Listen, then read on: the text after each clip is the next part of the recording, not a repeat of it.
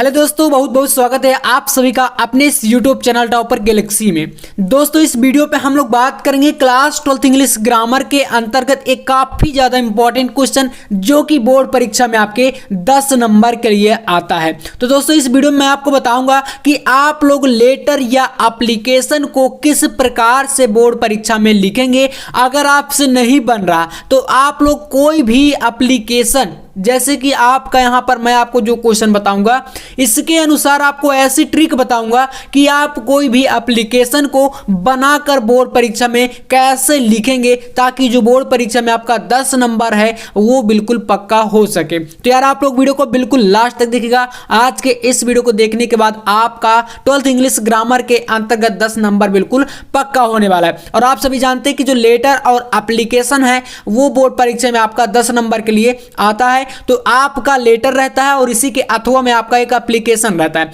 तो दो में से कोई एक आपको करना होता है। तो आज के इस वीडियो में आपको एप्लीकेशन लिखने के ट्रिक बताऊंगा कि आपको कैसे कोई भी एप्लीकेशन को बनाकर लिखना है। ठीक है, तो चलिए शुरू करते हैं। वीडियो पसंद है तो लाइक कर देना और ऐसे इंपॉर्टेंट वीडियो पाने के लिए चैनल को भी सब्सक्राइब कर लीजिएगा। देखिए आपके सामने है ये एक क्वेश्चन और इस क्वेश्चन को हम आपको बताएंगे कैसे आपको इसको बना करके बोर्ड की कॉपी में लिख कर आना है। ठीक है, और पूरे नंबर आपको मिलेंगे। ऐसी आपको शानदार तरीके से मैं आपको लिखने की ट्रिक बताने वाला हूं। देखिए जैसे क्वेश्चन है आपके सामने कि write an application to your games teacher, यहां पर है for arranging regular evening game in the college. देखिए दोस्तों यहाँ पर ऐसे जब क्वेश्चन आते हैं तो यार आपको समझना है कि अगर ये आपका क्वेश्चन है, कह रहा है कि यहाँ पर आपको गेम्स टीचर यानी कि जो आपके खेल कराते हैं, ठीक है, आपके स्कूल कॉलेज में तो खेलों की व्यवस्था कराते हैं, तो या तो आप उन टीचर को लिख रहे हैं या इसी क्वेश्चन को बदल के आ सकता है कि write an application to your principal, यानी कि अपने प्रिंसिपल के लिए, या आ जाता है क्वेश्चन अपने क्लास टीचर के लिए। ठीक है, तो यहाँ पर आपको ध्यान देना है जिसके बारे में भी आएगा वही आपको शुरुआत में समझना पड़ेगा और उसको आप लिखेंगे कैसे तो मैं आपको बताऊंगा।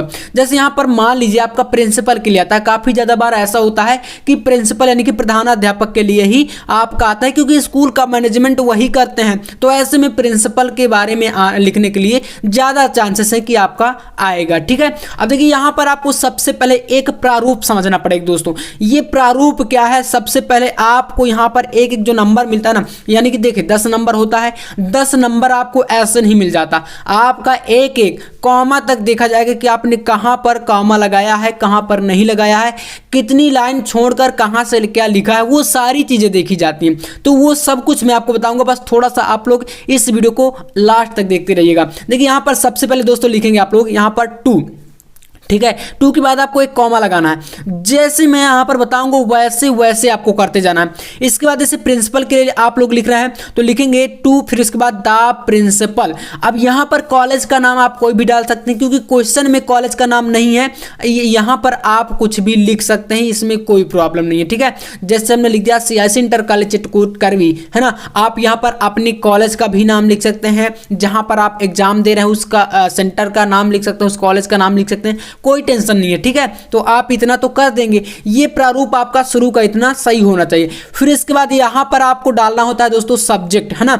इतना जैसे आप यहां पर इतना डालने के बाद लिख देंगे सर, फिर आपको एक कॉमा लगाना है। ठीक है, ये इतना देखिए, ये चीजें ध्यान देना। और जो भी चीजें आप लिखेंगे यहां पर जैसे आपने 2 लिखा उसके जस्ट नीचे आपका ये इससे बाहर नहीं जाना चाहिए कुछ भी। ठीक है, यानी कि जो 2 है इसके बाहर आप कॉपी में आपको कुछ भी नहीं इधर लिखना, इसके अंदर ही सारी चीजें आपको लिखना है। ठीक है, तो जैसे यहां पर हम लिखा सर, फिर इसके बाद आप सब्जेक्ट। अब सब्जेक्ट यार लिखना सबसे इंपॉर्टेंट होता है। और सब्जेक्ट आप कहां से लिखेंगे तो आपका जो क्वेश्चन है, क्वेश्चन किसके बारे में कह रहा है वही आपको यहां पर सब्जेक्ट में लिख देना है। जैसे हमने लिखा कि requesting for the arrangement of evening game, यानी कि आप रिक्वेस्ट कर रहे हैं किसके बारे में, तो आप जो है अरेंजमेंट यानी कि व्यवस्था के लिए, किसके, इवनिंग गेम। ठीक है, तो यानी कि आप खेलों के व्यवस्था के लिए आप रिक्वेस्ट कर रहे हैं किससे, अपने प्रधानाध्यापक से, ठीक है, तभी तो एप्लीकेशन यानी कि प्रार्थना पत्र आप दे रहे हैं। तो ये सब्जेक्ट हो गया, यानी कि इस लेटर का एप्लीकेशन का ये एक मुख्य विषय है, ठीक है। तो ये विषय हो गया। अब यहां से मेन खेल शुरू होता है। जैसे आपको नहीं आता तब आप लोग क्या करेंगे, इतना तो सभी का कर लेते हैं, इतना प्रारूप आप जानते हैं। फिर इसके बाद दोस्तों यहां पर आपको लिखना है, इसके देखिए सर आपने जैसे लिखा है कॉमा, उसके जस्ट नीचे से आपको यहां पर लिखना स्टार्ट कर देना। इसके नीचे मतलब सर जो है ना, इसकी आपको इतनी जगह छोड़ देना है, उसके आपको आगे से जैसे यहां से और फिर इसके आगे लिखना स्टार्ट कर देना, ठीक है। मोस्ट रिस्पेक्टफुली, ठीक है, यानी कि आप रिस्पेक्टफुली मतलब प्रिंसिपल को लिख रहे हैं तो आप रिस्पेक्ट तो देंगे ही, ठीक है, आपसे बड़े हैं, आपके प्रधानाचार्य हैं, ठीक है। तो आप लिखेंगे मोस्ट रिस्पेक्टफुली, फिर आपको एक कॉमा लगाना है, यहां पर फिर से एक कॉमा लगाना है दोस्तों, ध्यान दीजिएगा।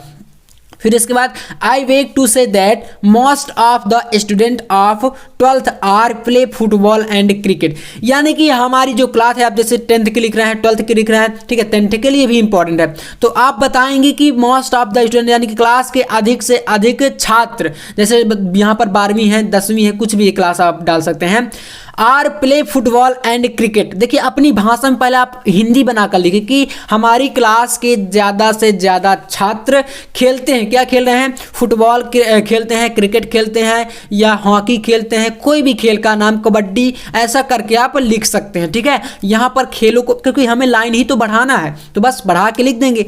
फिर इसके बाद यहाँ पर आपको लिखना है there are no arrangement in the college, यानी कि हमारे कॉलेज में इसकी व्यवस्था नहीं है, ठीक है, मतलब हमारे कॉलेज में इन खेलों की कोई भी व्यवस्था नहीं है, ठीक है। अब यहां पर लिखेंगे आई देयरफॉर, इसलिए आई फिर कॉमा फिर देयरफॉर फिर comma request you good self to make arrangement for regular evening game for practice, ठीक है।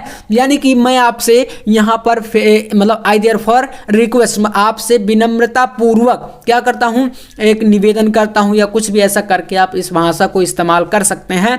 अरेंजमेंट मतलब आप व्यवस्था कराइए फॉर रेगुलर, प्रत्येक दिन इवनिंग गेम्स, ठीक है, इवनिंग गेम्स डाल सकते हैं या आप ओनली गेम भी डाल सकते हैं, ठीक है, तो भी आपका वो सही हो जाएगा। फॉर प्रैक्टिस, यानी कि आप प्रत्येक दिन इसकी जो है अभ्यास की व्यवस्था करा देंगे या मतलब करा देंगे तो हाँ आपकी अति दया होगी या आपकी महान कृपा होगी, ऐसा करके जैसे आप हिंदी में लिखते हैं वही भाषा यहाँ पर इस्तेमाल कर देनी है आपको, ठीक है। बस इसके बाद यहाँ पर लिख देना आई शैल बी हाईली ओबीड, और यहाँ पर आपको डाल देना है क्या, योर ओबीडियंटली, यानी कि आपका आज्ञाकारी शिष्य या शिष्या, ठीक है। तो यहाँ पर देखिए आपको इतना करने के बाद आपको वहाँ पर क्या करना है, कॉपी में अपना नाम नहीं लिखना, ये ध्यान रहे। आप यहाँ पर कोई भी XYZ ABCD ऐसा करके खाली स्थान छोड़ देंगे, नाम आपको वहाँ पर नहीं लिखना। जस्ट नीचे आपको क्या कर देना, इधर की तरफ यहाँ पर जैसे इसके नीचे आई शैल बी के नीचे यहाँ पर डेट डाल देंगे, और डेट में आप लोग डेट डाल सकते हैं, इसके लिए कोई प्रॉब्लम नहीं है, डेट आप यहाँ पर भी डाल सकते हैं और ऐसा भी कर सकते हैं आप लोग डेट शुरू में भी डाल सकते हैं, ठीक है। जैसे यहाँ पर आपने कॉलेज का नाम लिखा था, इसके जस्ट नीचे यहाँ पर आप सर से पहले आप डेट को यहाँ पर भी डाल सकते हैं, तब भी कोई प्रॉब्लम ऐसे आपको होने वाली नहीं है, ठीक है।